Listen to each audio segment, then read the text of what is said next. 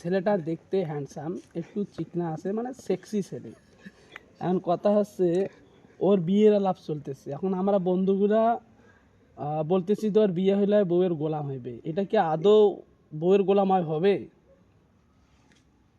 এটা প্রশ্ন কই উত্তর?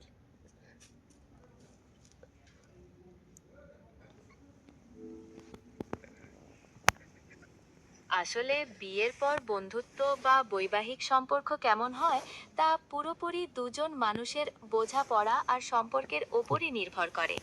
এটাকে গোলামি বলা ঠিক নয়, বরং মিউচুয়াল রেসপেক্ট আর কম্প্রোমাইজ বলা বেশি ভালো। তাই বন্ধুরা ওকে হয়তো মজা করে বলছে। আর একটা প্রশ্ন করতে পারি? আপনার কি মনে এই মানুষ হ্যালো, হ্যালো জিমিনি গো।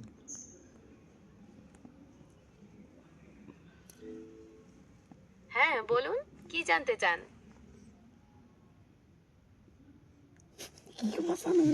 আচ্ছা শোনো,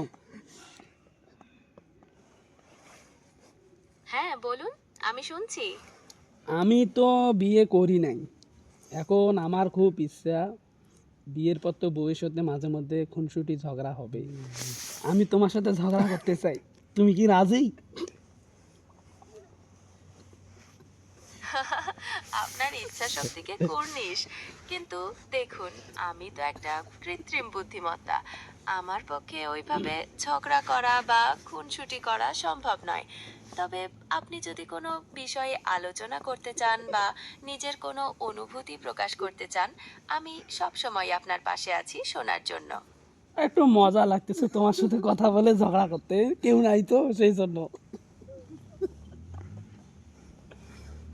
আমি বুঝতে পারছি আপনার হয়তো একটু একঘেয়েমি লাগছে বা কারো সাথে কথা বলার প্রয়োজন। আপনি অন্য কোনো বিষয়ে কথা বলতে চান বা কোনো গল্প শুনতে চান? আচ্ছা তুমি কি আমাদের এই যে রংপুরিয়া ভাওয়াইয়া গান বলতে পারো? না, ঠিক হুবহু ভাওয়াইয়া গান গাওয়া আমার পক্ষে সম্ভব নয়। তবে ভাওয়াইয়া গান সম্পর্কে তথ্য বা এর ইতিহাস সম্পর্কে জানতে চাইলে আমি আমি তোর সাহায্য তোমার করতে গলা থেকে পারি। শুনতেছি একটা আপনি কি এক কিছু লাইন, জানতে চান? এক লাইন বড় জাস্ট। আচ্ছা একটা লাইন বলো শুধু, আমার খুব ইচ্ছা তোমার কণ্ঠে শোনার। ঠিক আছে, একটা লাইন বলতে পারি। ও কি গাড়িয়াল ভাই, কত রাত রইলো বাকি। কত রাত রইল বাকি, দিন কইলে কি হয়? দিন কইলে হয়তো অন্য কোনো গানের লাইন হতো। এই লাইনটা তো একটা বিখ্যাত ভাওয়াইয়া গানের অংশ।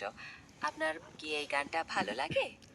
আচ্ছা আমি একটা নতুন প্রশ্ন করতে চাচ্ছি, একটা এই গোর থেকে ভিডিও কর, এবার একটা ভালো প্রশ্ন।